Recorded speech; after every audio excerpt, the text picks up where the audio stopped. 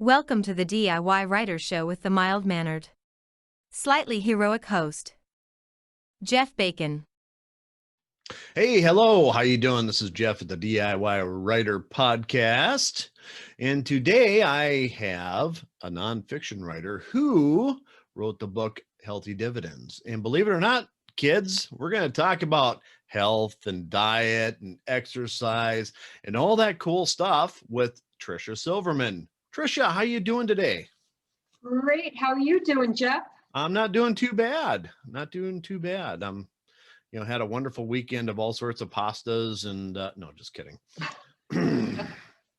Oreo cookies and chocolate chip cookies and, just kidding. We'll get to talk all about that. I'm very excited to be here. Thank you for having me on. Cool. So why don't we just get into your book right away, and then we'll get into some questions I have for you to try and fix me and everybody else in the audience. Sure. So my book is Healthy Dividends, Investments in Nutrition, Movement, and Healthy Habits That Pay Off. And I wrote the book to help people out with their nutrition. And it came out a year ago, but it is so relevant now because if you invest in your health and your nutrition and moving, potentially you're really boosting your immune system. And, if we now in the time of these shutdowns, if we're worried about getting sick, maybe we can prevent getting sick because our immune systems are going to be functioning so well when we pay attention to nutrition and movement. And, also during these times, we're getting closer to the holidays. If people are looking for weight management and holiday eating tips, my book is really helpful for just overall good nutrition. But I'd love to just share healthy, easy, practical tips with people. And that's what my book is about, easy to implement practical solutions to help. And I teach healthy aging at Northeastern University. And I also teach an active aging nutrition certification for SCW Fitness company. And through learning and teaching about healthy aging, what I've realized is that if you invest in your health now by doing healthy habits, you will live longer, you'll be independent longer, hopefully for the rest of your life. And I strongly believe that it's important now to take charge of your health, and that whatever you did yesterday, earlier today, we can put that behind us and just start new. That's the beauty of nutrition, is that the changes that you make at your next meal or snack can really help. You'll get these dividends in, for the rest of your life with the new changes that you can implement. And that's interesting that you say, these small little changes that you can implement and things you can do just in your daily habits to change. I think everybody sees, 1014 ads for different types of diet programs every day. And they have, all sorts of different promises.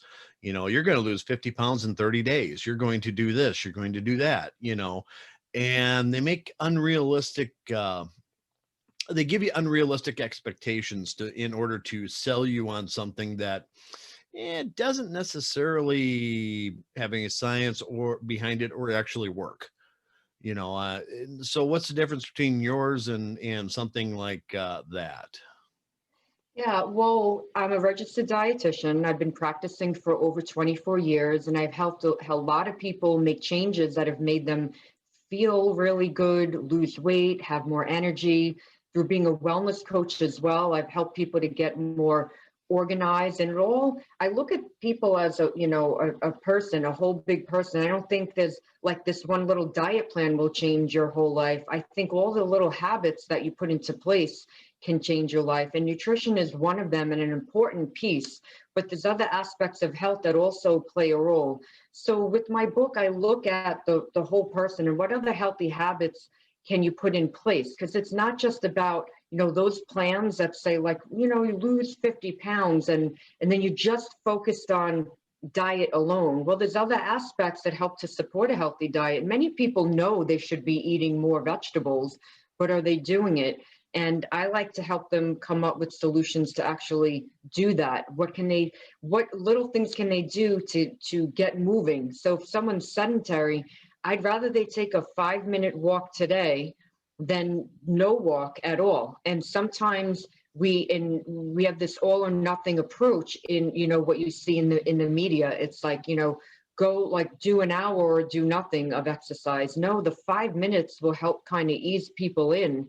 And it is much better than no movement at all. Sometimes if you just commit, I'm going to do 5 minutes of walking, it turns into 20 minutes or half an hour. I do that with myself. Sometimes I wake up, I'm like, oh, I don't know, I feel, well, I'm just going to do 7 minutes of yoga and stretching or 7 minutes of dancing. And you start to do it and it feels so good that you keep going. You're like, oh, I can keep going. I can do another 10 minutes or so.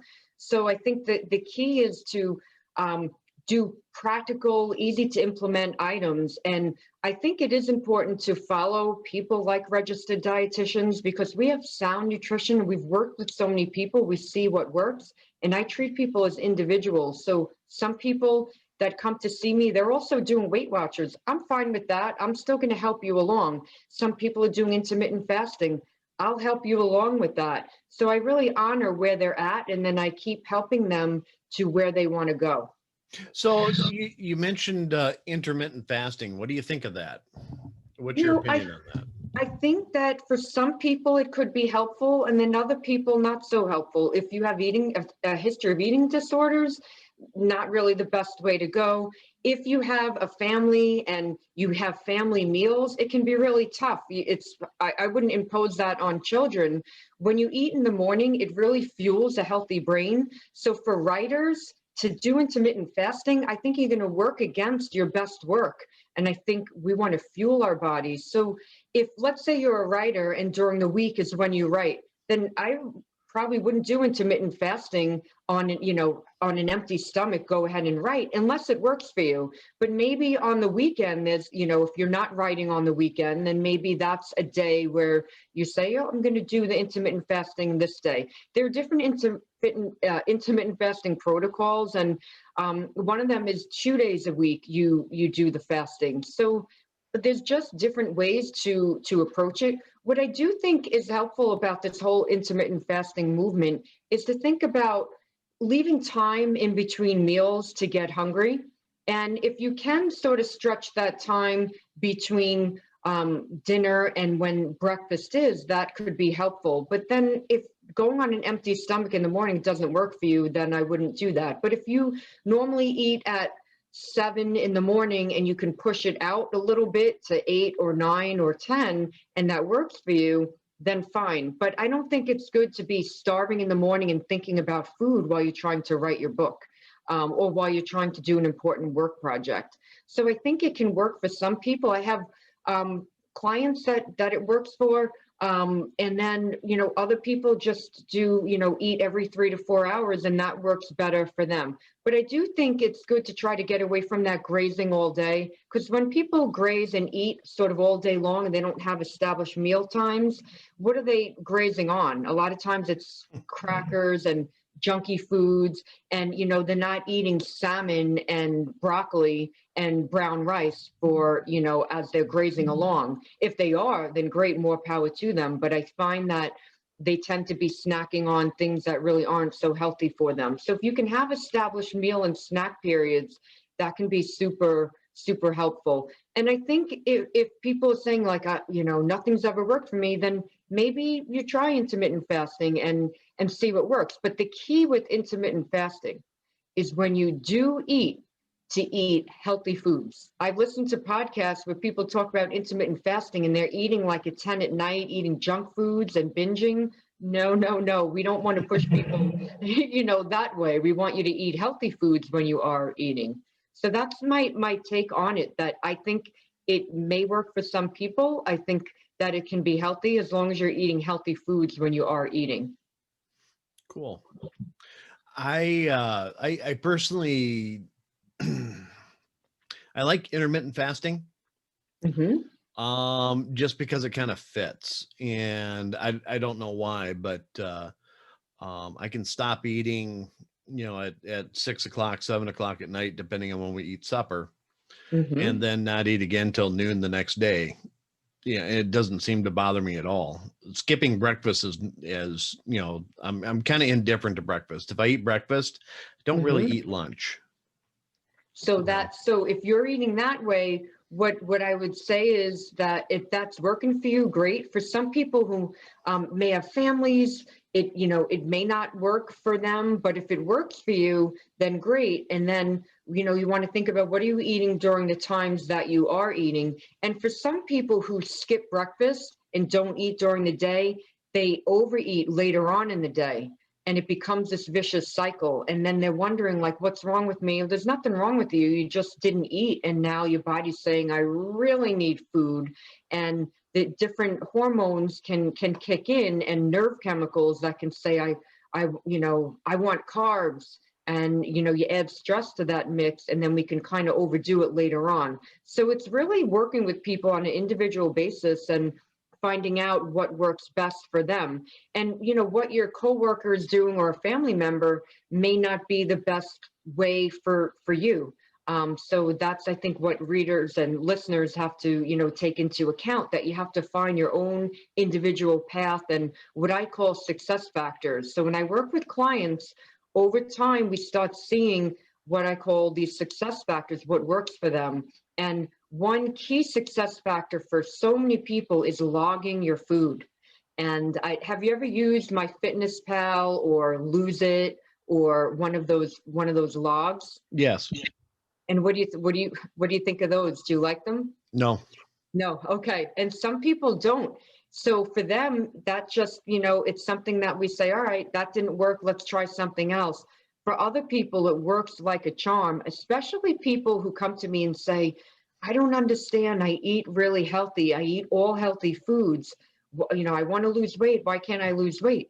Well, healthy foods is part of it, but that budget of calories is the other part. And that's where logs like Lose It or MyFitnessPal, these apps can really be helpful to kind of say, this is your cutoff point. And if we can cut things off at that point, then, it will support you in your efforts to, if you're looking for weight loss, to lose weight. So those logs, I find, can be super impactful. And I'm odd because of the stuff that I eat versus what's on there. So I mean, you can go on that log and let's find the calories of a Snicker bar. Okay, that's on there. But some of the stuff I eat, it's like, okay, you put it in and it like, oh, here's the calories, here's the sugar or whatever. And it's like, that's, like if I'm eating summer sausage, okay, high fat, everything else, but I always buy stuff that doesn't have any sugar in it. Okay. So so when you select on there, it comes up with an item that has a lot of sugar. Yeah. And so it'll be like a Johnsonville or, something, I mean, just something that's, they have the nutrition for. So then I have to sit there and have to input all the nutritional stuff on what I'm eating. And then I just finally get kind of frustrated. And it's like, I don't have time for this. I know what I'm eating, Yeah. and I know when I'm eating crap and I know when I'm eating, good food. I kind of do a kind of a keto hybrid. Okay. So like Monday through Friday, I'm pretty strict on keto. Uh-huh. And then on the weekends, I loosen up a little bit because everybody's working during the week, and you have those really fast meals, and my wife and I don't eat even close to the same. So but it seems to work for me. But that's why I just don't use those type of logging systems at all. But I do have a pretty good idea what I eat during the week. A couple of thoughts on that. One of them that can make it easier if you ever decide to use a log again is that you don't have to be perfect with the logs. So if there's a different sausage that doesn't exactly compare, it's still a sausage. And as long as you get the calorie amount in, then that can be really super helpful so that you stay within that budget of calories. And just knowing like, oh, it really isn't that much sugar as they say. It's just, this is the most comparable item right now, and just try to get the calories right. This way you're not inputting everything and it's not taking up too much time. The other thing that I want to mention with the keto diet, one thing that I like when people switch to that way of eating is that they tend to start eating more vegetables and eat a cleaner diet, which is super helpful. The concerns I have about it are, especially during this time of COVID and the shutdowns, are that people might not be getting enough fruit. So I recommend 3 fruits a day. And the reason I recommend that is 3 fruits a day have been shown to help prevent against macular degeneration. So they're really good for your eyesight. Also, fruit is good for protecting against cancer in this throat area. And for you that you're doing these wonderful podcasts and you're speaking a lot, we want to protect our voice box for as long as we, possibly can. So protect against cancer in that area. The other reason that fruit is really important is it protects your immune system, and you get vitamins like vitamin C, which besides supporting a healthy immune system is also important for wound healing and for the integrity of your skin. So I find when some people do keto, they go really low in the fruit. And if you can see in the background there, for those listening in, I have a poster of the rainbow it's in my kitchen, and that's to just represent all the different colors of the rainbow to try to think about eating. So you want to eat different colors. So ideally, could you eat 3 different color fruits a day or 3 different types of fruit a day? One of the fruits that is particularly important for lung health, apples, and they're in season right now if you're listening in the fall. But apples have been shown to be helpful for lung health. And years ago, I was asked to do a program for firefighters. And I thought, I want to figure out what's the best way to eat if I'm a firefighter. And I started doing research and questioning, all right, what would be helpful for firefighters? Well, they're exposed to chemicals and smoke. So how can I help them protect their lungs? And I was surprised because as a dietitian before that, no one ever taught me that apples may help with lung health. But yeah, it was so shocking. So I learned that years ago, but now with COVID and, wanting to keep healthy lungs, these are one of the fruits to try to get in. Also, lemons may help with lung health as well. And then selenium-rich foods such as Brazil nuts are a really good source of selenium. So that would be, one thing with keto is to, think about the fruit and think about, are you getting any in? I know some people on keto are doing some berries, and berries are great. They're really high in antioxidants, but berries are good. And then the other thing to think about in terms of keto is that if you're going super, super high in fat, eventually we're getting too much saturated fat. And if you're looking for overall longevity and health, unsaturated fat is what's a little better for your brain as we age. And with keto, you don't see a lot of long-term studies, but I do, I hear you, because I know a lot of people have lost a lot of weight through doing that. And it's just something to think about, are you getting fruit, and can you get a little bit more in, and what about the keto diet works? And are there aspects that aren't working? And then how can we work with that? I have noticed that sometimes with keto, people have this, I'm on it and then I'm off it approach. So they're on it and they're on it like a T, and everything, they're crossing their T's and dotting their I's with it perfect. And then all of a sudden they go off and then they gain back a lot of weight. So it's just something to think about, that on and off diet kind of thinking. But people have to find what works for them individually, and then whatever they choose to do, try to choose the best sources of food and get rid of the additives and preservatives and junk that might be added to the food that they're eating. What I find is that the fats, I really try and be careful about the fats I put in my body when I'm doing this. And, like vegetable oil, I don't use that. Good. Canola oil, no, I don't use that either, but I'll use like bacon grease. I will use which I mean, again, isn't probably the healthiest thing in the world, but your olive oils, your different types of oils that are actually supposed to be a lot better for you. Anything that's saturated, I try and stay away from. But the one thing that I notice is that especially when I first started, that first week was really hard because I really craved carbs and I really craved sugar, which is really funny. And now sugar tastes weird, which I think is good. and there's only certain things that I can eat if I want, to actually eat some sugar that, tastes decent. The rest of it's all crap. We're kidding around about Oreo cookies. My youngest, or not my youngest daughter, but I have a 3-year-old that she loves Oreo cookies. And we used to eat them together. And since I started keto, I can't stand the damn things. They just, like, oh God, it's horrible. I don't even know how I ever, you pop one in your mouth and it's like, oh God, that's horrible. Yeah. But,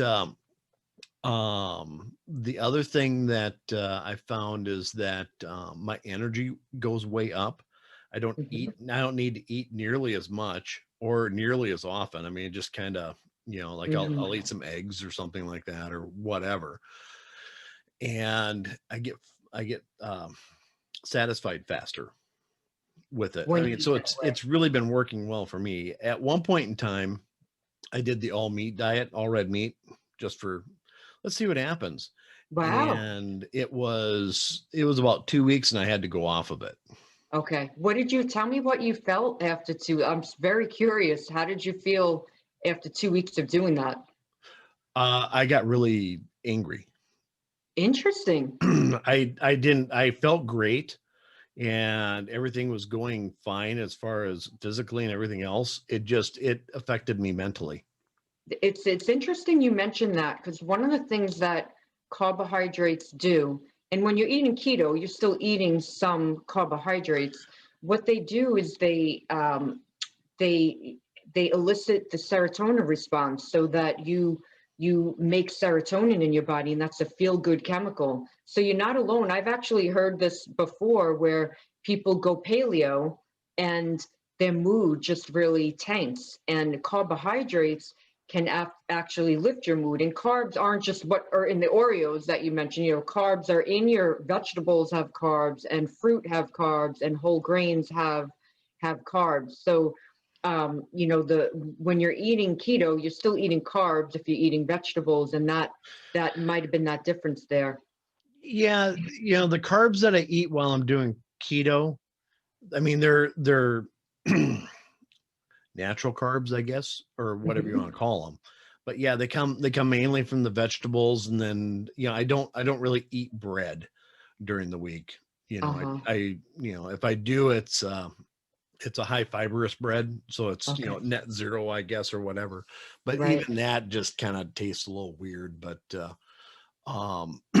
but for the most part, I'm pretty strict during the week, and then on the weekend I can flip off a little bit and maybe have a beer or something like that. But what I find is that, so if we have spaghetti, I love spaghetti. It's like my kryptonite. Italian food, whatever. That's my pizza, spaghetti. That is second only to steak. But what I find is that I can't eat nearly as much as I used to, which is good, because that's, you're buying processed noodles and everything else. And, it's not like we home make our noodles or anything, but it's probably not a bad thing that, I can stop at, way less than what I used to eat, which I think is good. But I just feel so much better after being on it during the week. Very interesting. And it's good that when you do have the pasta, it sounds like you're able to eat small portions of it now, which is great. Is that what you mean with the, like, when you do have the pasta on the weekends? Yeah, we might, it just kind of depends on, what the weekend is. But yeah, well, like I said, I'll loosen up and I'll just eat whatever, we'll make dinners and stuff like that. That are more carb, because my entire family is a big carbohydrate factory. Yeah, I understand. I definitely grew up that way, so I fully understand. One thing I wanted to show you is I have a bottle of extra virgin olive oil here, and when you look on the label, just bring it up close, you can see it's a little fuzzy there. But you can see this saturated fat, polyunsaturated, and monounsaturated. And what many people don't realize is that we often simplify olive oil, for example, and just say, oh, it's a monounsaturated fat. because there's, it's predominantly monounsaturated, but there is some saturated fat in here. There's 2 grams, not a lot. But when we eat a diet that's very high in fat, even if we choose healthier fats, eventually it's too much saturated fat. In the bacon grease as well, a lot of saturated fat. So it is something just to think about, over time when, if you achieve what your goals are with the keto diet, do you want to switch to like just changing things just a little bit to kind of tweak things, over time to move toward a diet that can support longevity for the future. And that's one of the things that I've written about in my book is areas of longevity. Have you heard of the Blue Zones books at all? No. Oh, they're really cool books written by Dan Buettner. And he wrote about areas of longevity like Okinawa, Japan, Loma Linda, California, the Nicoyan Peninsula in Costa Rica and the Mediterranean region. And there are other books that have also written about other areas. I call them cultures of longevity, like Hunza in Pakistan, Bama, China, and Abkhazia in the former Soviet Union, and Vilcabamba in Ecuador. And when you look at all these cultures, they're known for people living long lives that don't have the dementia, the heart disease, the cancer, the diabetes that we have in the US. And what I've written about in my book and what I lecture about to the students at the college and the conferences I speak about is these key longevity factors. And one of them is eating lots of vegetables, and another is eating beans, and another is eating fruit, and then getting away from, like what you've done is, get away from the junky foods in the diet. And in these areas, when people crave something sweet, that's when they're reaching for something for fruit. And in our country, that's, what I hope for people is just to make that little brain switch. And if you have that sweet craving, try fruit first. Will fruit kind of nip that craving in the bud? And sometimes a really sweet clementine can really do that trick. And it's such a small piece that can really satisfy that craving. So I look at these areas and, what else are they doing in these areas of longevity? They're moving. And in our culture in the US, sometimes it's, too much like jumping, and people think they have to do these very high intensity workouts. And for some people, those are great. But for other people who are doing nothing, just moving can be helpful. Taking that walk, getting on the bicycle, dancing, you see that in cultures of longevity. You see a lot of low impact activity. So I think sometimes the media and what the media is geared toward, which it's the younger culture in our country. And sometimes we forget that, a lot of us are over the age of 25, and, what is going to be helpful for us for the rest of our lives. And that's where I'm fascinated by these cultures and what they eat. For example, in Abkhazia, which is in the former Soviet Union, they eat salad and porridge for breakfast. So our porridge here can be an oatmeal for example, but it's just a different way of looking at things, what people do in other areas. I met a really interesting guy at one of my conferences that I spoke at in Florida, and his name is Nico. And what Nico shared with me, and I wrote this in the book, is that in Greece, where people eat super healthy, they don't have that sculpted and toned look that's like on all the covers of the magazines in our country. They're just healthy, and they eat healthy, and they move, but they're not so worried about, like we are in our culture, about, having like this perfect muscle toned physique. And it's just, it's an interesting perspective when you look at other countries and how they see things. And, other countries will, I think is it Denmark? I'm trying to think where it'll come to me, but there's a country overseas where they ride their bikes to almost everything they do. And we, if we could think about when we have errands to do, can you take a bike or can you walk to do your errand to just help get in more activity, to engineer movement back into our lives? Because in the US, energy or exercise has been engineered out of our lives. If you think of a car. I got in my mom's car recently to drive it, and all you have to do is press a button for the car to go on, where, you know, you don't even have to use your wrist anymore to kind of turn that key. And years ago, you would have to kind of move over and lift the lock if you had a friend come in your car. Now you just press a button and, you know, the car will unlock. So if you think about, you know, a lot of movement has just been engineered out of what we do. So we want to kind of bring that back in and move more.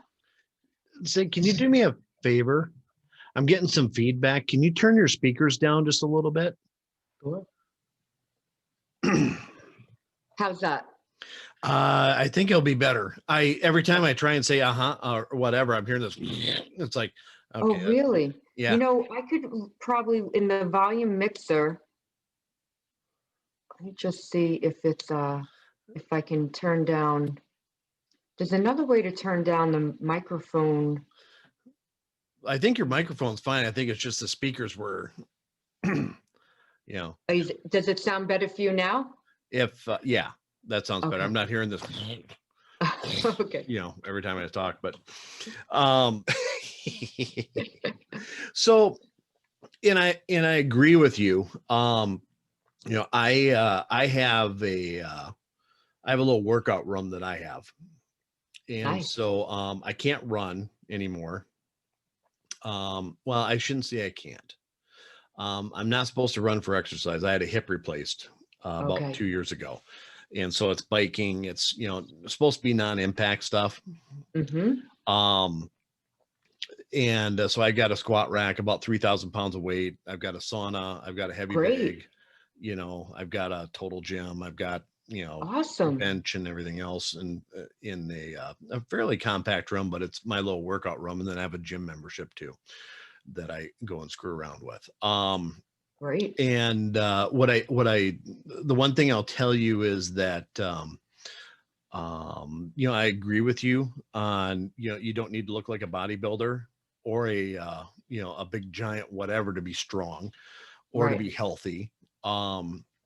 I before my hip replacement, I did a lot of wrestling, and I was a wrestling coach, and I also did Brazilian Jiu Jitsu. Wow, And that's awesome. I can't tell you how many times, you know, somebody came in and they were just ripped. I mean, yeah, they looked like the Incredible freaking Hulk, and you're like, okay, you know, and you know, just a normal looking guy, you know, they're great out of the gates, you know, for about 30 seconds to a minute because that's what they train for. And then the normal looking guy would just destroy them afterwards because the body will be like, you know, and just completely dead because they're, you know, that hit type, you know, where they're, you know, I'm just working out, you know, and running. Even long distance runners at times would, just because they're not used to having that body weight hanging on them, you just wear them down, you know, and then all of a sudden, you know, and it's a different type of sport. You train differently for it, but I always thought that was kind of funny. Even the bodybuilders, you know, would go up against a power lifter. And it was basically, okay, just write out the storm for 45 seconds and then just gently roll them over and choke them because they were tired and they wanted to take a nap anyway, you know, type stuff. And that's all it took was just, you know, just hang on. And as they slammed you around or whatever, and all of a sudden it's like, you know, that old Cheerios commercial, I'm running out of energy. You know, and then they're just, you know, but you can see these jiu-jitsu guys who, you know, they don't look like they're, you know, anything special, but they will wear you down to nubbins. Absolutely nothing. And just, you know, they roll for 45 minutes and then get up and take a drink and say, okay, let's go again. You know, that's great. And you don't start off that way, but when, you know, after you've been doing it for a while, you don't even notice it. And then, you know, somebody new comes into the gym and is like, how do you do that? I don't know, you know, but I mean, there's some really good practitioners out there that just, you know, they roll for 6 hours a day and they're like, I just can't do anything else, you know. Wow. Do, but yeah, that's fascinating that you were doing that. That's so not anymore. Not anymore. So is it with your hip? Is it's too hard to do that, or it's like contraindicated? Um, it's the problem is it's not a natural hip, Okay. so I have to be kind of careful so I don't pop it out. I did pop it out once, Ooh. and then it's like, maybe I shouldn't be doing this stuff anymore, at least for a while until, your bones have to get, or your, muscles have to reheal and everything else. I desperately want to. Mm-hmm.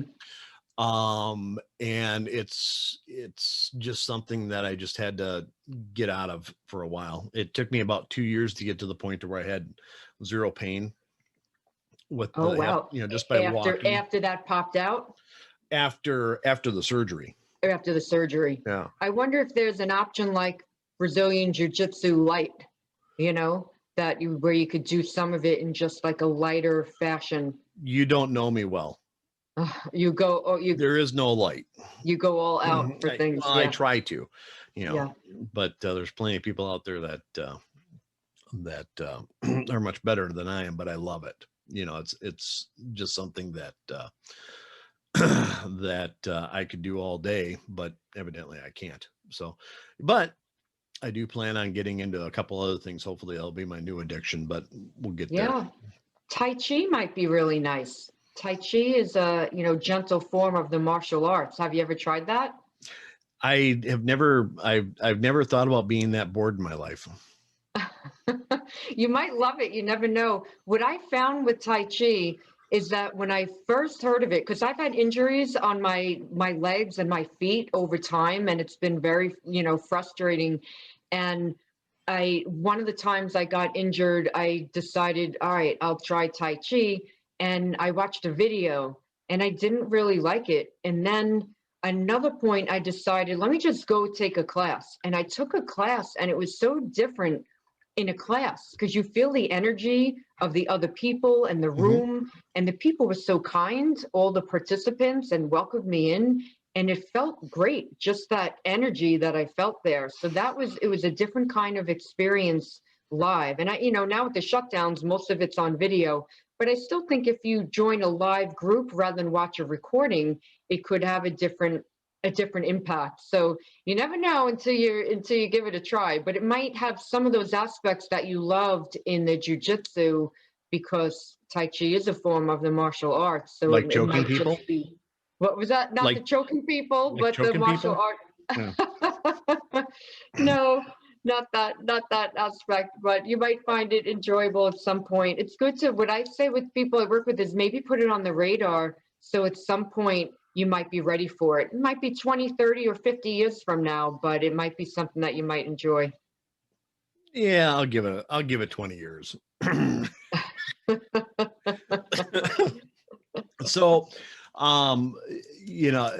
getting back to body types, though, I think it's really funny. I am, not that you can tell, I'm about 6'1", about 250, a little less than that. And I am like a cast iron teddy bear. So I got big barrel chest and, everything else. And what I always think is funny is that, like when I go to the gym or something like that, hey, fatty, what's up? Whatever. It's like, okay. Which is just guys. I mean, whatever. But when we start benching or we start doing something else, it's like, oh, wait a minute. Even my doctor, when he cut my leg apart, he's like, you're a lot bigger than I thought you were. And your bone density it was hard to cut you, with his saw. And it's like, well, yeah, it's because but one of the reasons that he thought it was is because I've always taken supplements. And Okay. I've always eaten a certain way. I kind of puffed up now just because, after not being on the mat for a while or whatever, I had to find different things to do to at least try. And then of course there's a pain involved and everything else, but yoga is one of the things I love. Great.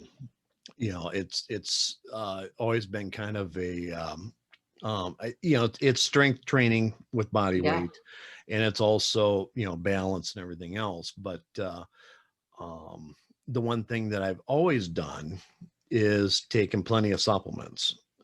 How do you feel about that? I mean, you got your healthy eating and everything, but I'm of the opinion that you can't get, especially with today's food, all the nutrients that you possibly need. So you need to have a multivitamin.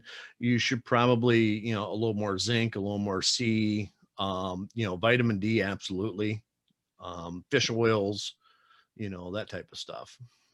It's funny that you asked. With being a dietitian, dietitians generally have a food first philosophy. Mm-hmm. So I look at, can you get it from food first? And then what I like to do is to to have people get tested first before they take supplements unnecessarily. So I agree, a lot of people are vitamin D deficient. There's an easy test you can take. However, doctors don't routinely take it. You have to ask them to take your vitamin D. I think it's good to get tested, because if you're drinking a lot of milk, well, vitamin D is added to milk, so you might be getting your supplemental D right in the milk that you're drinking. And maybe you are getting enough sun, so maybe you're making it, you don't have to spend the money on supplements. And with fish oil, post heart attack, it's been shown to be helpful. And initially, when they came out, there was a lot of promise. I think that if you're not getting omega-3s in other ways, then it can be helpful. The ways that I recommend to get the optimal amounts of vitamin E is if you can do 8 ounces of fish over the week, then you'll get those omega-3s in. And then if you're not doing fish, think about the ways that you can get it through food, such as walnuts and pumpkin seeds and chia seeds and hemp seeds and flax seeds, soy foods. I know you're not doing canola oil. If your listeners are doing canola oil, go organic with the canola oil, because regular canola oil is pretty junky. The way that it's processed is not so great. But I think for supplements, it's looking at getting tested first if you can. And then there's some supplements to be really careful of. Like, I wouldn't want anyone to just start taking iron supplements unnecessarily, because too much iron, especially as a supplement, is associated with cancer. If iron, if you have too much of a buildup of iron, and we definitely don't want that. So I think it's good to be cautious with supplements and to talk to your doctor if you're considering taking them, and just be cautious and think about, can you get those nutrients through food first? And for your immune system, for vitamin C, getting fruit, getting your vegetables in, and you're going to get vitamin C with things like broccoli. Vitamin C is in potatoes. It's in vegetables too, but you're going to get a nice dose of it in fruit. It's in bell peppers, for example. So I think that a lot of the nutrients you definitely can get through, well, most of them through food. Some can be tough. If you're vegan, getting vitamin B12 can, be tough. And then certainly, like you mentioned, the vitamin D can be an issue. But supplements in the US aren't regulated very well, so you're not exactly sure what you're getting. If you are taking them, there's a really good website. It's called Consumer Lab. You do have to pay. I believe you have to pay a fee. There might be some stuff available for free, but it's a good site for learning more about supplements and for just seeing what they recommend, so that you get better quality supplements. Because you and I could mix up some supplements today and start selling them, and it's very easy to do that. It's not regulated very well in our country, so you just want to be careful with them. Agreed. Absolutely. The the thing you're saying about iron, I mean, you do have to do some research some way. Yeah. I mean, whether it's talking to a doctor or just, Yeah. reading up on, what happens if I take too much of this or whatever. I don't know that, the one thing I'll say about fish oil is they are not all the same, the supplements. Some of them, like, if you're taking a fish oil and you're burping it up within 5 minutes and it tastes like, rotten cod. Okay. Oh. You probably you probably bought a really cheap junky, no matter what it cost you, krill oil is not too bad, but again, you have to make sure that you're getting something that's actually made from krill and not just in a yellow cap. I mean, so you have to trust who you're getting your stuff from. Absolutely. Yeah. So true. If you go on Amazon, they've got all sorts of powders and juices and this and that and da. And, they may have 10,000 really good ratings and it might be complete crap, Yeah. but then pay attention to how it makes your body feel. Yeah, that's really true. I think with anything that people do with their health, with any different diets that they try, is exactly that. Just tune in, how do you really feel? Does your body feel good with what you're doing? Does your mind feel clear? How is your focus? Like you noticed with your mood tanking, how is your mood? And you found that just doing all like red meat alone didn't work, and that was good because you were able to tune in and had that body awareness. And I think many of us are so tuned out with cell phones, with TV, binging on Netflix, and video games, iPads, whatever it is, that people are tuned out. And we want to really tune more into our bodies to help us to, whether it be to cope or when we're eating, so we can kind of figure out what is working for us and what isn't. And that's where, I go back to that meditation that I recommend and that's a way of helping people to tune in. One of the apps that I find really helpful, I use it a lot, is Insight Timer. And especially during the shutdowns, if people are having trouble coping, what I do with Insight Timers, I think about, what do I need today? I might need more focus. And, maybe I'm dealing with sadness, or, one of my clients recently was dealing with grief. So you put that you search that word in this app, Insight Timer, it comes up with all these free meditations. Then you can pick one based on the time you have, your 5 minutes, 7 minutes, 10 minutes.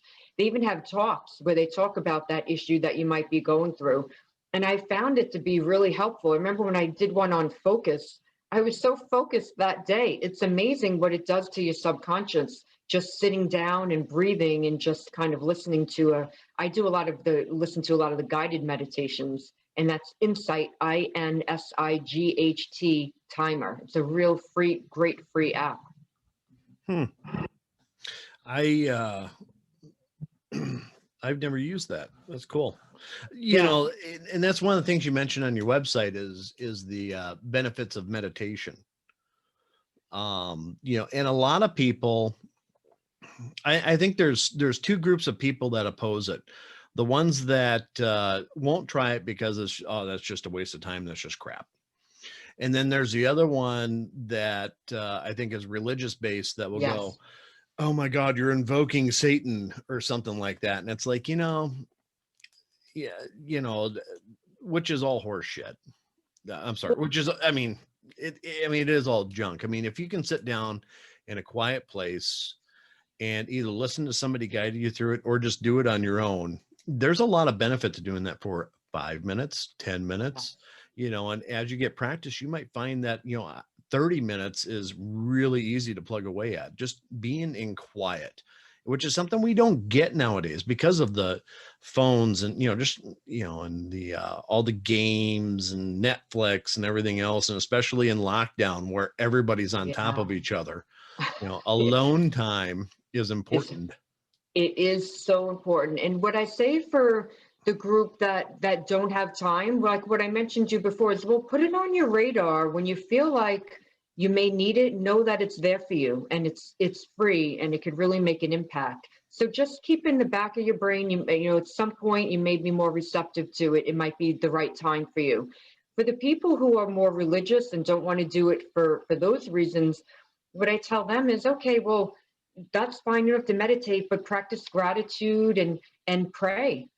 Find that exactly what you're saying, like that alone time. Go find the alone time to pray, because that really is a form of meditation when you're tuning in and you're thinking about, whatever that higher presence is that you're praying to.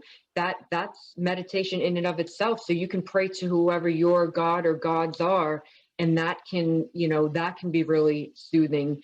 And then practicing gratitude is really taking the time to sit. And this is very helpful upon awakening, when you get up, to think about, what am I grateful for?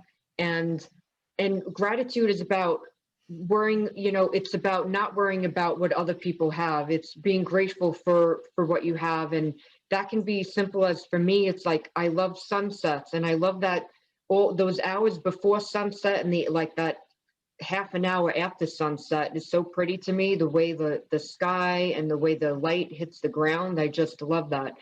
And I'm grateful for hugs from my kids. One kid gives me these bear hugs. He sneaks up and it's called like a squirrel attack, just give you a big hug. Feels so good. And my other son, he gives you like, he headbutts you like a deer, and that's his form of hugs. And they are equally so nice to me. It just feels really good. So I'm grateful for that. And I think in the shutdowns and with the election pre-stress and post-stress that people are having, if you can kind of turn away from that and think about, what am I grateful for? I'm breathing today. The sun is out today. And, whatever it might be, to look for those things that you're grateful for. I'm grateful that we have the internet, because imagine if we were with that flu back in the early 1900s, how did you get your information? And, we can all still communicate like we're doing today. I mean, this is fantastic. So I'm grateful for that during the shutdowns, that we can all still stay so connected. Yep. The fact that I think, like, I look at I've got a 20-year-old daughter who I don't think she has any quiet time, because if she's not on her computer, she's on her phone. She's not on the phone, she's watching TV. And if she's not doing that, she's talking to her friends, and, trying to get her just to sit down and just be without anything. She also is very allergic to silence. Okay. So, yeah, for her, maybe yoga may be better for someone like her, that it's a moving meditation. So that could be something that may be helpful, rather than trying to force it if she's not ready for it. And what's nice is at the end of yoga, you do that corpse pose, and that's meditation there, when you're just kind of laying there. If you make it to the end and stay for that part of yoga, when you're in that really nice relaxing pose at the end. So that might be better for people that are so on the go, that yoga can be helpful, because they're still moving through most of it. And then by the end, they allow themselves that a little bit of time to just lay there. So that might be nice for her to think about. The other thing I was going to ask you about, just to switch subjects real quick, sleep. Yeah. How much sleep should you get? Well, most just know I'm going to argue with you. Okay. So the sleep experts generally recommend 7 to 9 hours. And when you're in your 60s and over, it goes to about 7 to 8 hours. And for some people are outliers. They just don't need that 7 to 9. A great way to tell is and I used to, before the shutdowns, I would say, when you're on your next vacation, don't use your alarm clock for 3 days. And about that third day, see how much sleep that you needed without, waking yourself up. With the shutdowns, can you try that? Maybe not. But some people may not need that much. But if people are having trouble sleeping, there's a lot of things that can impact sleep. And there's two things to think about, is the length of time, but also the quality of sleep. If you drink alcohol too close to bed, that can affect your REM sleep. And your REM sleep is where your mind restores itself mentally. That's rapid eye movement sleep. And also during sleep, you restore yourself physically. And the 7 to 9 hours are recommended, because that's enough time to get through all the different stages of sleep, so that we're repairing and restoring our bodies physically and mentally. What many people don't know is that if you don't get enough sleep, it can really have a huge impact on your hormones. It can impact how your glucose regulation. And doctors don't have time to go into details about if you have diabetes, giving you like the real details that can help you, like get your sleep, that can actually help you with your glucose regulation. And if you get enough sleep, that can help to drive down your cravings. Also, what many people don't realize is that many people may have sleep apnea, especially people who are overweight, have heart disease and diabetes. They may have sleep apnea. And one indication is if they're snoring a lot. So if you're snoring a lot, it's something to ask your doctor, can I get tested for this? Because they can give you this device that called the CPAP machine that can help you to just get more oxygen when you're sleeping, so that you get that sound, good quality sleep, so that we're not having these cravings that then cause us to eat too much, that can cause this vicious cycle of gaining weight and then not being able to sleep. So there's so many different things that impact sleep. Another thing that's important is trying to set the same time each night to go to bed, and then cutting off alcohol about 3 hours before. Then caffeine, that is one of the hugest things that can impact sleep. And so many people aren't willing to mess with their coffee. And but yet, if they're not sleeping well, that might be driving them to have to drink that coffee to stay awake. So it can become a vicious cycle. I figured that out on my own by mistake when I was a dietetic intern, and I was drinking all this tea during the day because I was so tired. And then I would go home and be wired and I couldn't fall asleep. So I would pop the Tylenol PMs and then I would fall asleep finally, but it was like a weird kind of sleep. And then I'd wake up and I would feel dead to the world, and I would drink all this tea. And then I was like falling asleep. I would go out to dinner with the other interns. I'd conk out during dinner. I conked out in movie theaters. I was falling asleep at weird times. And it was like this terrible cycle. Well, that was around 1996. The internet was just like your horoscope and the weather. So I couldn't like research anything on like where to go for, because I had 1 week in between the internship ending and my new job starting. And everyone else was already starting their job. So I'm like, what can I do with this week? In Shape magazine in the back, there was an ad. It was this big. It was like those little rectangular ads, and it said like Health Spa Florida, had this beautiful picture of like this brick patio, the ocean. And I was such a cynic. I was like, it's never going to look like that. But you know, I had no money. I called them up. They took credit cards. So I'm like, great. And I could handle the price because I had the credit card, but it wasn't too expensive. And that was like how I judged it. Like, could I, do they take credit card? Great. I didn't really ask a lot of questions. I go there. It's a vegan spa, and I didn't know that. And not only was it vegan, it was no alcohol, no caffeine, no salt, no sugar, like a modern day detox. And I was like, why not? I'm here. 3 days into that vegan way of eating, no caffeine, no salt, none of that stuff, I felt great. And I started sleeping really well. No insomnia at all. I had a couple of the headaches set in like around that second day, but then they went away. And I felt great. By the end of that week, everyone that was there, it was like 1 week of eating this way. People they looked so different. People lost weight. We all lost our puffiness. Like, it was unbelievable to see that transition of a week eating that way. And that was after studying to be a dietitian for 4 years, an internship of a year. I think that week was like such a huge education in and of itself.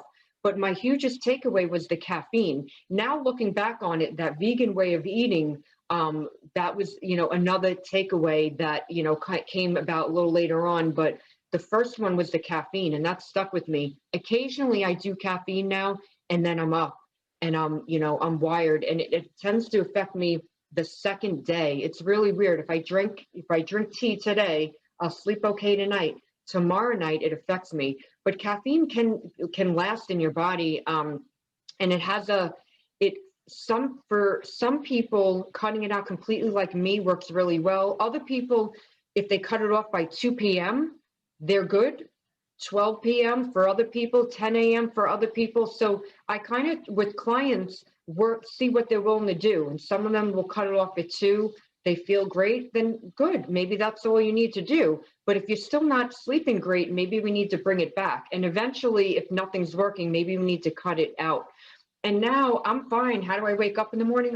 I wake up. I dance sometimes in the morning. I do yoga. Sometimes I don't, depending on what I have going on. But I never feel like I need that tea or coffee to like get me up. And I used to, for sure. And that's what I used. But so I find that for sleep, caffeine can really have an impact, and it's something to look at. Where, how much are you drinking, and can you cut it back, and then cut the time back as well. But there's a lot then nutritionally that we can do for sleep as well. And a healthy, balanced diet is really key. Eating from all the food groups, eating a Mediterranean way has been associated with less insomnia. Getting enough, we spoke about vitamin D, getting enough vitamin D can be helpful for sleep. And then there's a compound called dexahexanoic acid that's in saturated fat, and that can work against good sleep. So decreasing the saturated fat may be helpful. But a healthy, balanced diet, lots of vegetables, getting your fruit in, eating good sources of protein like fish and beans and chicken and turkey can be helpful. And then, getting good fats like avocados, nuts and seeds, extra virgin olive oil, also important. And then getting some potato or whole grains that helps you to make that serotonin that can really lift your mood and give you some energy. So that balanced diet can be really helpful for sleep. I'm kind of an odd duck. I drink coffee from the time I get up until I drink about a pot of coffee a day, and then I will drink I don't know how much tea, but I basically drink it till I go to bed at night, and I go to bed and I sleep. You and sleep well? For about 5-6 hours at most. Okay. All right, so 5-6 hours. So one of the questions that I have when people drink a lot of coffee is, what are you putting in the coffee? So do you put any like cream or sugar or artificial sugars? Just black, baby. No, just black. And that, that is the best way. If you are drinking coffee, definitely the best way to have it is black. Because what I find is that many people use coffee as a cream and sugar delivery system, and they're getting way too much of the cream and the sugar. And if you're putting cream in every coffee that you drink, which probably many of your readers might be doing because it is popular, if you're drinking a lot of coffee and getting a lot of cream, it's easy to exceed your saturated fat limits for the day just by putting cream in a lot of the coffee that you drink. And I should qualify that with every now and then I'll do that, because I love French vanilla. I love, that type of stuff. And every now and then I make a drink. I used to, have one of those every day, and then I kind of cut back, but, to maybe twice a week or whatever. It's kind of a reward for doing a good, being a good boy for some reason or whatever. But for the most part, well, ever since I started the keto, I haven't had creamer in a couple of months. Okay, good. That's good. And that's what I mentioned. Love about the keto, kind of cut people back on some of these other things that they're doing. I honestly have come to the opinion that sugar is probably the worst thing for you. And, just, the amounts of sugar. And that's one of the things about keto is that, I look at how many carbs it has, how much fiber, and how much sugar, and trying to find something that doesn't have just for no reason, a gob of sugar in it. And it's not like, a piece of fruit where it has, natural sugar. This is sucrose. This is the sucrose. Sucrose, just, sugar or corn syrup, It's for no unbelievable. reason. But unbelievable how much is in. This is all the sugar in one pumpkin coffee at one of the popular coffee shops in our country. So this is in their large coffee. There's 181 grams of sugar. And when you pour that out in a plate, it's a whole plate of sugar. Unbelievable. And this is information you can get. It's online. These big coffee shops, coffee chains, they put their information online so you can see how much sugar. And just for that, so you can see it poured into the cup. That's how much, when you get a coffee this size, that's how much sugar you're drinking. So it's astronomical, and that really can have effect on diabetes, on weight, on mood, just kind of giving people brain fog. So yeah, it's unbelievable how much is, put into these drinks. And then even things like ketchup, barbecue sauce, there's just sugar, salad dressing, sugar is added to everything. So it's really important that, like you mentioned with the corn syrup too, take a look at your labels and, and see, and you want to try to decrease the sugar as much as possible. Sugar can affect the hippocampus area of your brain, and that's where your memories are stored. And sugar may decrease brain volume. So when we want big brains as we age. And a way to make a big brain is moving. Exercise helps to support a larger brain, but sugar works the opposite way. So we want to think about decreasing the sugar. I teach a skin segment for a facial fitness certification, and I learned a lot about skin and nutrition over the last year. One thing I learned about was this thing called sugar sag. So sugar can cause the elasticity to decrease in your skin, too much sugar. Many people don't realize. So for people that are looking for a healthier, more vibrant skin, sugar can work against good skin. So what you're saying is so true, that sugar is one of the worst things. It can have an impact on your immune system. And when we're all trying now to have really healthy immune systems, sugar can affect the innate immune system. That's your first line of defense against bacteria and viruses. So one of the best things we can do now is to try to decrease that added sugar in the diet. And the corn syrup is one of them. When you see words that end in ose, like glucose, sucrose, maltose, dextrose, OSE indicates a sugar. So we want to be careful with those for sure. Yeah. Sugar just, the funny thing about it was when I switched to this keto diet, and I've been on diets before. I've been on starvation diets. I have this military diet that I do every now and then, just to kind of, cut everything out, and I've got these little reset things that I do, which are really weird. A lot of people say I'm crazy, which is true. But anyway, the keto made me realize how addicted I was to the sugar. And after about a week, when I was when I kicked that addiction, and I also kicked the addiction to, having a ton of carbs for every meal. It was wonderful, eating broccoli and cauliflower and salads and, an apple here or there. And the meats and the fats and avocado and blah, blah, blah, blah, blah, was a big change for me, because it'd always be a piece of bread or a potato or massive amounts of carrots or, whatever. And it's like, yeah, that wasn't necessarily the best thing in the world for me. And some of these foods that people eat that they claim are health foods are not, they're not good for you at all. What foods have you found to be like that? I like peppers. And I like a lot of the rooty stuff. Like I like radishes and stuff like that. And those I'm fine with. Kale, I hate kale. I really tried to eat it. Like I don't mind it in like a soup. But if you put it in a salad, I think it's the worst thing you can do to a salad. I also think it's really funny that they actually use it for garnishment on salad bars instead of actually putting it in the salad. That's because it tastes horrible. That is funny. Yeah.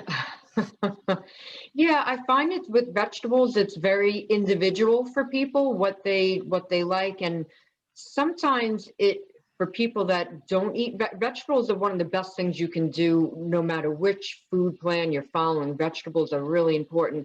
Sometimes it's the way that they were prepared for us as kids that kind of have turned people off to vegetables. And sometimes it's just that we're not pairing them with other things that can make them taste really good. So sometimes in a salad, whether it's a kale salad or any other kind of salad, if you're trying to move away from like sugary salad dressings, putting a little bit of fruit in your salad can actually help to sweeten it up, to make it taste good. But I think sometimes, like when I grew up, I remember those spinach blocks, they were frozen and they were like, it was like, you remember that? It was like slimy and the color of it was awful. So I never thought spinach was fantastic when I was a kid at all. My kids eat a ton of it now because we have baby spinach, and that really wasn't so available back then. But now they eat spinach a lot because when you eat it as like a salad, it's really good, and when you gently cook it, it's really good. But when you cook spinach forever and then freeze it and then reheat it, it's just god awful, And so I think it's with some clients that I see that trend of the way it was prepared was terrible. So that's why they don't like their vegetables. Brussels sprouts. When I was growing up, basically it was the way they were prepared was put them in a pot and boil them for 6 hours. Yeah. And it's like, okay, here's this mushy little piece of cabbage or whatever the heck this is. Oh God, and I grew to kind of like them. And then after I hadn't had them for a while, I bought some and made them, and it's like, oh my God, this is horrible. And then I don't know whenever it was, but I ended up eating them at a corporate event because they were roasted, and they're roasted with bacon, of course. But it's like, holy cow, I really like these, and I just never thought about roasting. It was just something that I kind of kicked out of my life just because, when you boil them for 6 hours and you kill them, they don't taste very good, and that's the same thing with like corn, or not corn, carrots. Yeah. You can take carrots and cook them right, and they're fine, and they're delicious. You can take carrots and boil the flavor out of them so they're like a piece of styrofoam almost. Yeah. And if you don't add some sort of a syrup or salt or whatever to it, then you not only killed your vegetables, but you took away pretty much every benefit of eating them. Yeah, you can cook them too much. You do lose vitamins in the water, so you don't want to overcook your vegetables. I have found even with the corn, you can I think when I was little, it was overcooked, so you had to put all this butter and sugar on it. If you cook corn and you don't overdo it, it has a wonderful sweetness inherent in the corn. You don't need butter or sugar, but it's when it's cooked too long, then it just feels like it has no flavor at all. So yeah, I think that is problematic, overcooking vegetables. Oh, okay. Corn's kind of a worthless vegetable. I mean, it's funny. I don't see it that way. If you think about what the Native Americans were eating, I think that it can be very good. I think that the problem with it is that the high fructose corn syrup that, is prevalent in a lot of foods. But I think that corn does have its place, and a great fiber has its place in a healthy diet.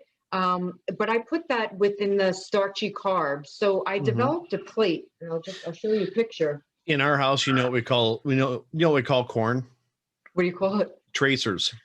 It doesn't look like it ever digests. It just goes in one end and out the other. Oh, that's funny. Well, it certainly helps to push food along, especially when you have fiber and drink water with it. Can be super helpful. This is the plate that I developed in my book. You'll see that half of the plate, I recommend vegetables, and a quarter of the plate, carb-rich foods. And that would be your whole grains, your potatoes, your corn. So I don't feel that people have to cut out carbs completely, unless they choose to, and that's fine. But if they a healthy diet, it's just small amounts can be really helpful. So a small amount, a half cup of corn can go a long way, or half a cob, or just a cob, and then kind of like having your portion, and that's it. And I find with many foods, it's really the portion size that's the problem, and that we may not necessarily have to crowd them out of the diet. I feel that we can have smaller portions and then have that balanced plate. So, in that area, that's where, I feel like corn can have its place. Do I think people should have it every day? No, I want you to get a variety of all kinds of foods, a variety of the vegetables, of your fruits, of your proteins, of your grains or potato or corn, and then to watch, depending on what your goals are, to watch the amounts of how much of that you have. And the starchy carbs for sure are problematic for many people. Just, I think cutting down the portions is really key. And I don't think we have to cut them out. However, it's, you know, an individual choice. If that works best for someone and they're doing well on that, then, you know, I'd want to make sure that then, you know, that they're eating their other foods in proportion and just getting, you know, their nutrients in. Grains have B vitamins, for example, that are good for sleep. They're good for your mental functioning. Grains have vitamin E, which is good. It's an antioxidant, also good for mental functioning. It's also good for the integrity of your skin. So I think that they do have their place, but I definitely recognize that for some people, the white flour, not so great. That's why it's whole grains that I think are really key. And then the portion size is important. Just kind of focusing on portion size. One of the things I think I see this a lot in different avenues of my life, but where people eat beyond cessation. You know, they're satisfied, but they keep on piling it in. You know, they're a part of the clean plate club 3 times in a row on that dinner. And they just, you know, after they get done eating, they're just like, oh, I feel so sick. I think I'm going to throw up. And it's like, I don't know what good that did you, you know, except for, you know, you overdid it, you know, or you watch people at, you know, buffets just piling it down, you know. Yeah. Which, and that's, buffets are kind of hit and miss for me anyway, just because I'm not entirely sure I want to go up and grab something when that kid's been up there in the sneeze glass, but you know, whatever.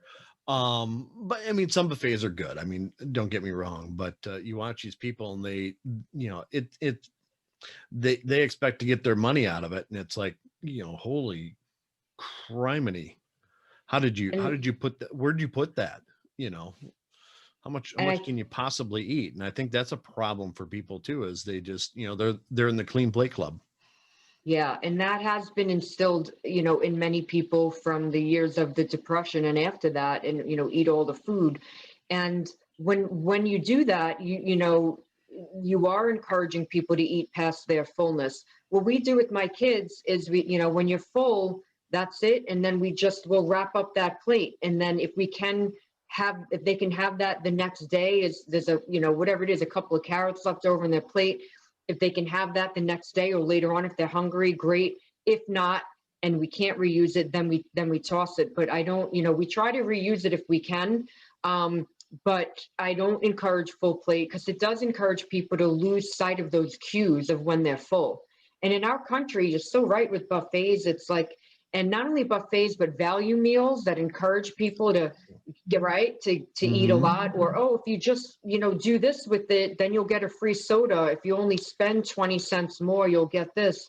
And, you know, when we have that kind of mentality, it encourages people to eat too much and past their fullness. It takes 20 to 30 minutes to feel full. So it's good to slow down, try to chew your food more. In the early 1900s, there was this guy, Horace Fletcher, who talked about chewing food, and he recommended 32 plus times. He found he lost weight through doing that and developed a whole following of people. So that's where this, like, your grandmom or mom or a relative might have said, chew your food, you know, when you were a little kid. And that kind of came from you know, our parents that might have heard, or grandparents might have heard this was a big thing back in the early 1900s, chew your food. And there is a lot to chewing your food, and it is important. Digestion starts in your mouth. So if you're looking for weight loss, chewing your food, slowing down the rate of eating is important. It takes about 20 to 30 minutes or so to feel full.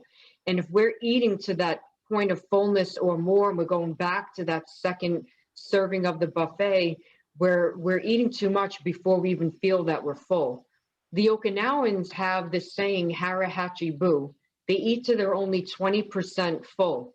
And what that is that, like, eating till you're gently satisfied. If we think of Thanksgiving, where we like eat, you know, that's 100% or more full, hara hachi bu is leaving some room in your belly, so that, you know, when that time when you eat and you're like, should I get seconds or not? You're kind of debating. That's probably a good time. That's where the Okinawans would, you know, cut it off then, because that debate is you're gently satisfied at that point.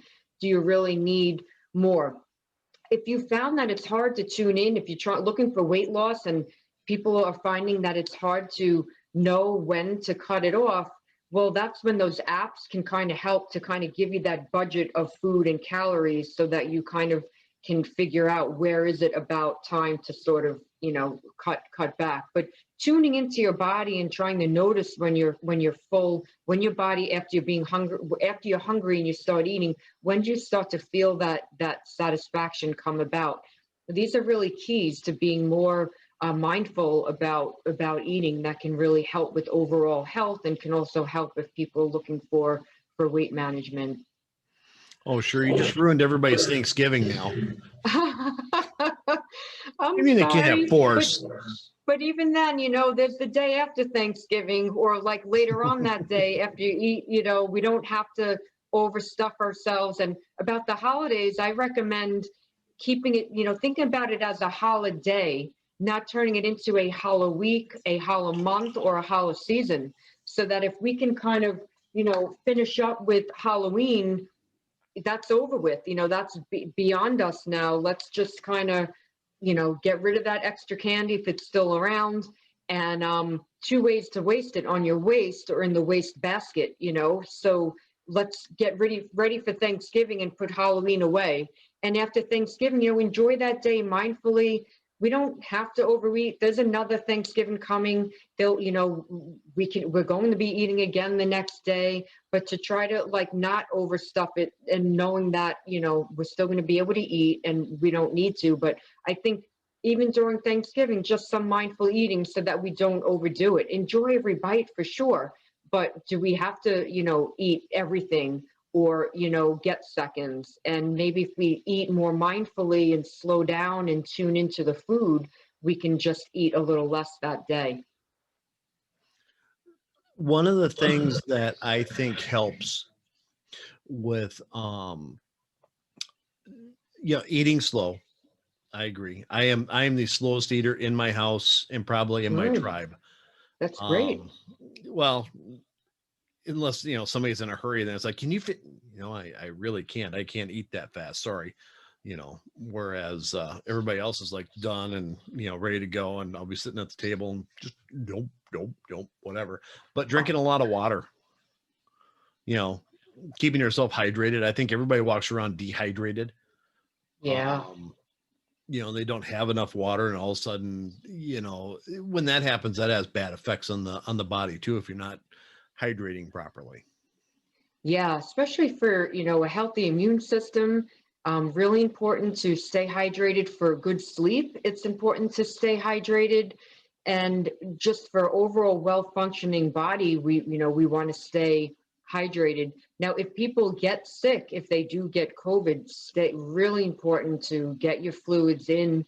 If you get the flu, important to get your fluids in. If you get a cold, keeping yourself well hydrated can thin out the mucus that builds up. So really important to get enough fluid in. Another reason is that it's important for healthy skin and even just the appearance of healthy skin. And then also for people that may have trouble with constipation, water is key for pushing the food through, especially as we increase the fiber, like the vegetables and fruits and beans, nuts and seeds and whole grains. If we're eating more of those, drink more fiber to help push everything through. But water is really key. And then if we're exercising, we're going to need even, more water if we're sweating it out. So yeah, hydration is key. How do we know if we're getting enough? Look at the color of your urine. It should be a pale yellow. If it's dark or has a strong odor, then we, think about getting more water in. Mm-hmm. For most people, roughly 8-ish cups a day. For people 50s and older, you wouldn't want to get less than 6 a day. Probably want to, aim for 6 or more. But if you exercise, it's going to be even more than that. So it's a little different for everyone. But trying to aim, I think that rule of the 8-ounce cups a day is a nice rule to follow. But I get people occasionally that don't like to drink water, and so I just try to get them up to that 6 threshold, and then we go, we kind of see where they're at from there. But it's so important to drink water. If you don't get enough water, your skin can get really dry. I've seen people that really don't like water, and the skin, if you really dehydrate a lot, it can get sort of like a paper mache look and like sort of feel to it, like a just very, very dry. So important to stay well hydrated. I think it also has something to do with energy. Oh, When yeah. you're dehydrated, you don't have nearly as much energy as you do when you're hydrated. Yeah. Oh, yeah. Water can really, it can make you feel good. It can, if you're looking for weight loss too, for people that are looking for weight management, water can help you to feel more full, especially if you eat, drink water throughout the day, of course, but before you eat, 5 minutes or longer before you eat can really help you to, feel a little more full. For people that might have trouble feeling like a sense of fullness, it can be very helpful. Right. Cool beans. So anything else you want to tell us about, your book or your consultation services, your coaching services? Sure, sure. Thank you. So to find my book, again, it's Healthy Dividends, Investments in Nutrition, Movement, and Healthy Habits That Pay Off. It's available on Amazon. I've been keeping the price really low because of COVID. The ebook is only 99 cents. It's a crazy price, but it's really a book that I feel can help a lot of people. The paperback in the US is only $8.49. It's a good gift for the holidays. And I have a free bonus chapter on my website, and that's triciasilverman.com, TRICIASILVERMAN.com. And I do coaching. So if you're interested in nutrition and wellness coaching, feel free to get in touch. You can get in touch through my website. I'm also on Facebook and Instagram. I'm at Tricia Silverman, and Twitter. And I'm on LinkedIn as well. So I welcome people to get in touch with me through any of those ways. And this has been such a pleasure. Thank you so much for having me on. Yeah. And all those links that you just mentioned, I will put those in the program description. So they'll be able to just click on it. So, if somebody's sitting there like, okay, what was that website again? Don't worry about it. Look on YouTube or, on the podcast through Apple or Stitcher or whatever. It'll be on there. You'll be able to find her very easily. And also on my Facebook pages. Great. Oh, Thank you. man. That was a lot of information, and I really appreciate it. There are probably 1,000 more things we could go into. Realistically. Oh, yeah, for sure. This was such a pleasure. If you're ever looking to have me back, I'd love to be back again and chat with you. And thank you for giving me this avenue to just share what I know about nutrition. I hope that people will take some of these things and take a small step today, whether that, you move for 5 minutes or 30 minutes, or, that next meal you start to eat a salad or more vegetables. This is all going to really do your body good, and not only your body, but you'll feel better as well. Well, I think that's worth repeating, just because a lot of people, like you said, all of a sudden, they are Conan the Barbarian for 3 days and then they quit because they can't move their body anymore. Small steps towards a goal is the best way to get there. If you've never lifted weights, don't start off with trying to figure out what your max is. Start off with just the movement portion of it and just a little extra weight. Or if you're, walking, don't think that you're going to be, walking 14 miles that first day. Otherwise, day 2, you're going to be way too sore to even get out of bed. Jogging. Okay. You're not a marathon runner yet, but you can get there. Just, it takes time. Everybody builds up to, I think that's the thing, that when they look at somebody, you're like, oh, I want to be like that. It's like, it took a lot of work for them to get there. And you don't see those tiny little steps that they took to get just a little bit better, to be that premier athlete or that bodybuilder or that power lifter, or, just that normal person that just looks healthy.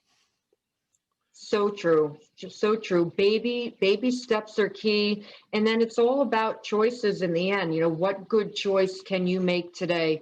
If you don't have vegetables in your house, maybe the step today is just to go shopping, or, to put that date in your calendar to go shopping. If you can't do it today, tomorrow. And then, in the end, really my message is to be kind to yourself. You don't have to be perfect about any of this that we spoke about today. just have some self-compassion, kindness toward yourself during these tough times.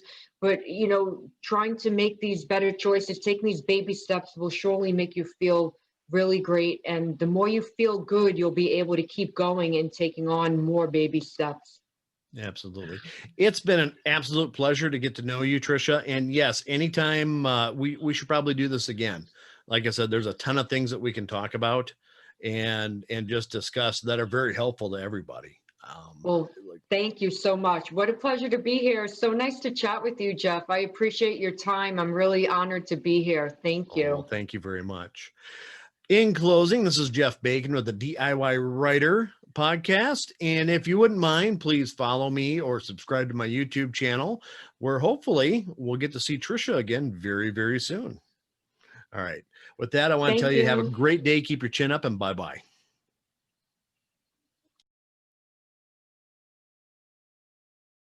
Please hit the subscribe button. I get a bonus for every subscriber, and I only need 1,506 more to become a full-time paid employee. Help me, please.